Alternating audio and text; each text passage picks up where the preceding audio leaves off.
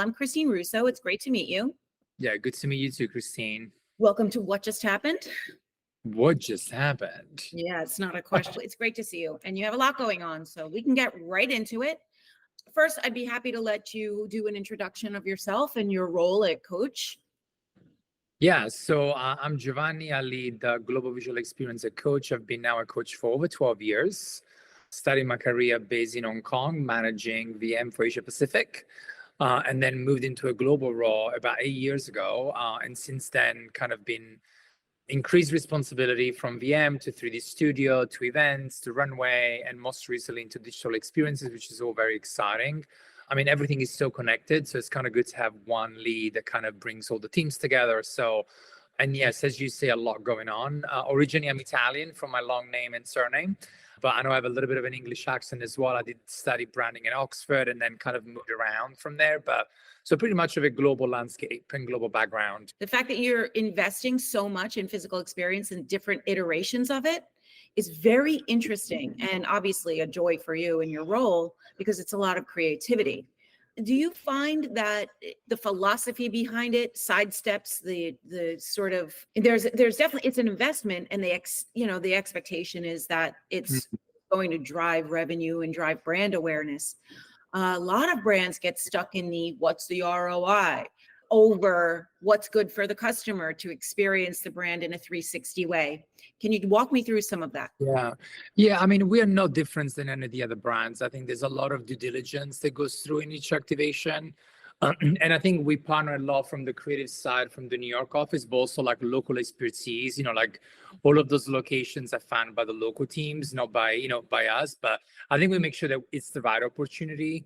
So, and also I think one of the things that's been helping with the ROI is also localization, right? So what can work, for example, in North America in terms of a format, may be a little bit different than what we would do in China or in Japan. So just a curious example, like I know everybody has seen what we've done for Tabby this spring, summer. We took over the world with Tabby pop-ups around the world. So in North America, we had a little bit of a smaller format, which was called Tabby on the Move, where we were going, for example, to university campuses. Whether in Japan and China, where we know is much more of a mall environment, we kept our traditional pop-up experience. So it's kind of like looking at maybe new formats. I think they're going to help drive this. And in most cases, it's also rotating pop-ups. So another example is, for example, a holiday campaign that just launched. We are not developing new materials. We were reusing last year. So we are taking that no waste approach in mind. So even like on the Move, for example, it's the same pop-up that travels to 60 locations. So while it looks like it's a lot of investment, we are really being smart about how we're doing it, which also means planning ahead of time. Also means design differently, like modularity, for example, is really key to our design process right now. And we are using that for every design that we're doing. So whether it's something in China, Japan, so that we can keep using it and reusing it and really talking about the brand in a different way.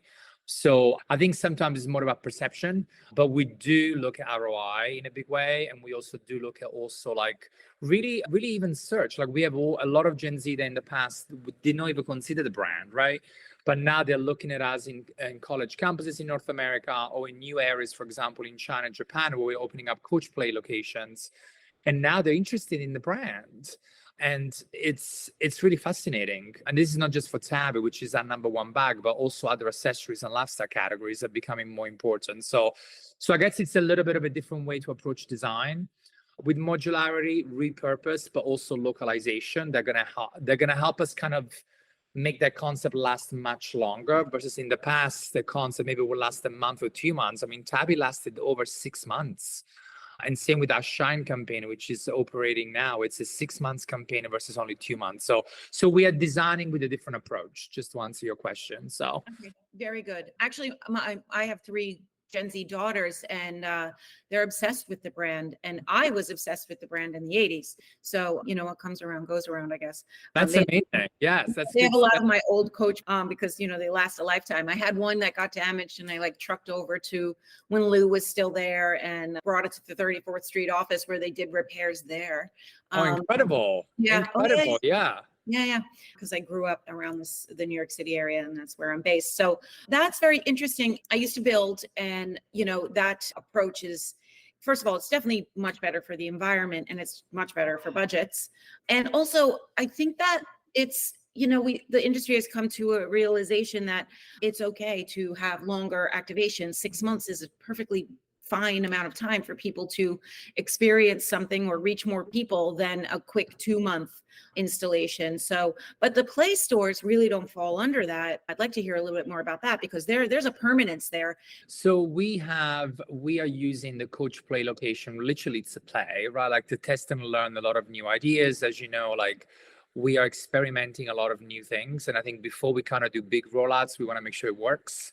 So I'm using it really as a testing ground of new ideas, whether it's physical experiences, whether it's about new ways of merchandising, whether it's about designing a store with Gen Z in mind, whether it's about a new music selection for the store, a new smell, a new way to operate a fitting room, for example, a new way to even bring events to life, where are incredibly local, but we give the keys to the store manager, for example, instead of us dictated, which has never happened before. And we have seen incredible successes. I think our first 2 play stores, one was in Chicago, on Michigan Avenue. The second one was in Harajuku in Tokyo, and the third was in Singapore Shop House. All 3 locations are top in class at Coach. We've seen a success, not just in traffic, but also in length of stay.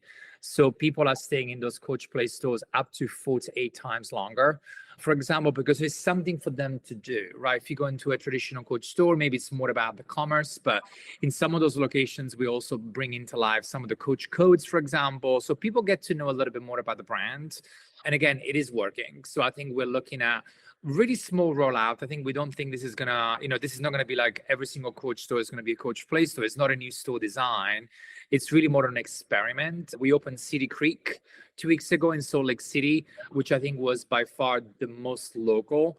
It was designed with a group of Gen Z from the area in mind. We have a total new staff as well. It's not just about the design, it's also about the people that we put into the building.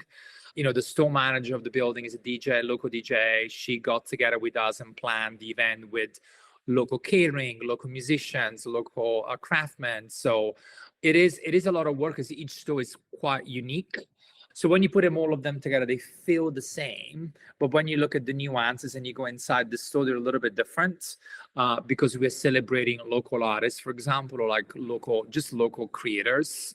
One of the things that they have in common is this idea that they're going to become a center of community. So versus just you putting bags on a shelf, the space is incredibly flexible to have, whether it's workshop, whether it's events, whether it's congregating people for a talk, for example.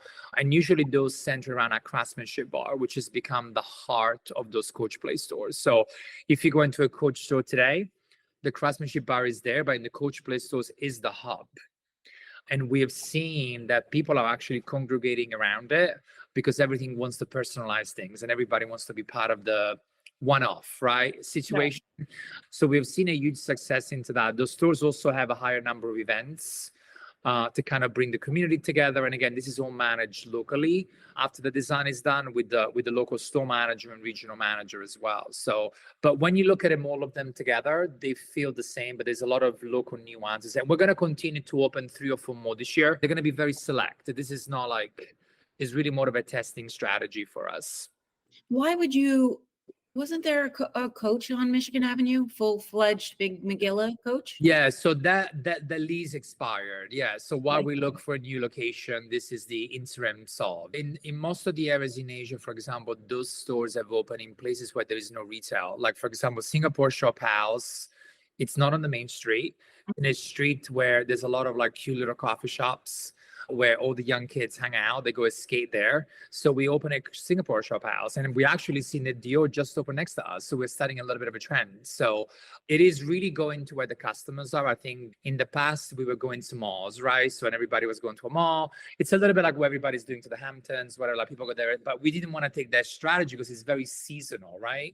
We wanted to approach more like really go into where the customers are instead of them coming to us. With Tabby on the move, like instead of the people from university coming to a Coach store, we're going to university campuses. It's kind of like the same idea. And I think geography and location, it's so critical because they can see the brand without even wanting to see the brand, because you actually appear in where they live or where they spend their time. So Singapore, I think, is the best, and it's a 3-year investment.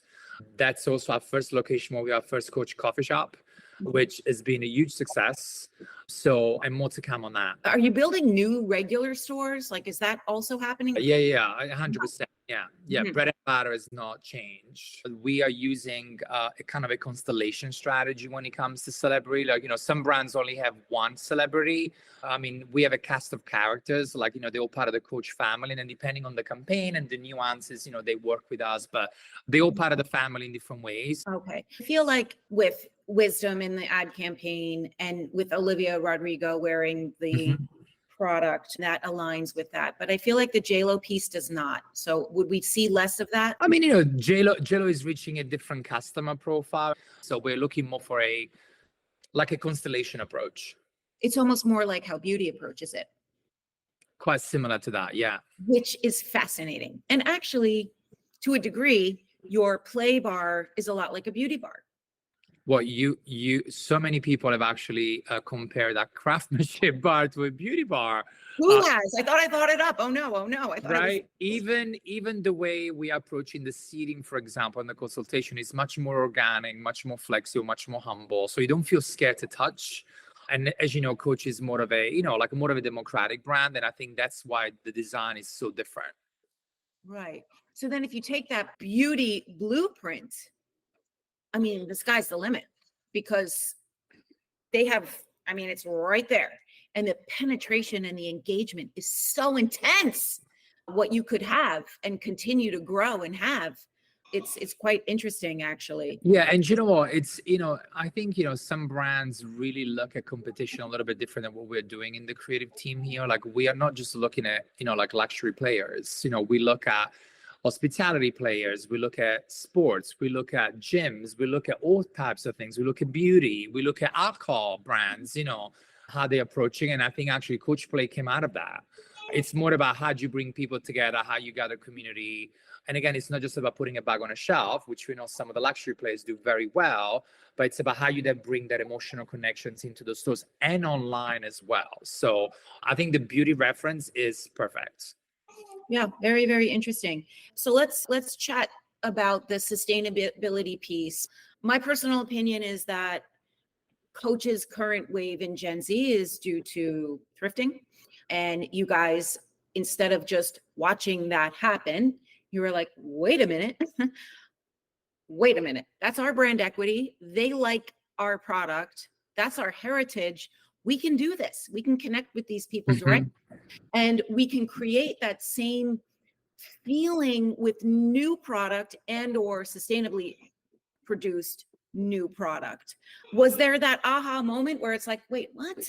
They're getting this in ways that don't include us? And there was like task force team, like, bring it in, bring it home. How did it come about? Give me the truth. This is the truth. I don't want any bullshit. No, do you know what, Christine? I think, vintage has always been part of our brand. As you know, like, even when I go around New York City and I'm not from New York, like, I used to see more vintage bags than the new bags, right? Especially on the cool young kids. So it was kind of an organic affiliation. So we launched, I believe 5 years ago, something called Tomorrow's Vintage. And that's like how we all started. And that's when the second market kind of came into place. We had pop-ups around the world with a huge takeover on Madison Avenue, a store that now we no longer have because everything has moved to Fifth Avenue. And it was so successful. And I think that was the beginning somehow of a new chapter, right? How do we harness and how do we celebrate the history of our own products? So there is a team in-house that now works on that specifically. We have a few collaborators around the world. Believe it or not, there's a lot of fans around the world that collect Coach vintage bags. So we're actually working with the real people. Right. So we're creating a community, we're celebrating them, and they're helping us bring those bags to life. We actually have vintage bags in most of the Coach Play stores, for example. So they're unique, but there's not many of them, as you're aware. They're pretty scarce. So they are used in select locations, special events as well. We've also launched a program a few years ago called Coach Reloved, which is about basically bringing back your old bag and then we'll make a new for you with a customization approach. And that's also had huge success. And of course, last but not least, I'm sure you heard, we've launched Coachtopia.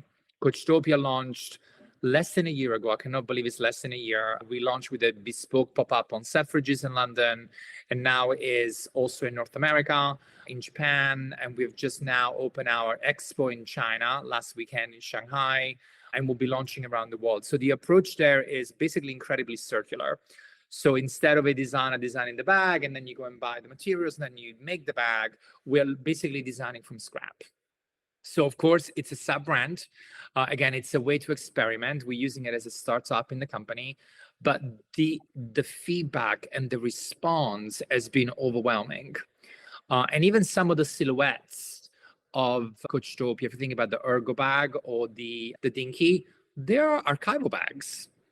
They're Bonnie Cashin archival bags. So it's kind of like reimagining the past, but with a new approach made for the new generation. And I think that's what's so, and of course it's so colorful. So it kind of makes it new and fresh already. So again, it's a very early stage. We're not even a year into this. But what's fascinating about Coachtopia is the entire ecosystem is circular, not just the way the bags are made, but even the stores.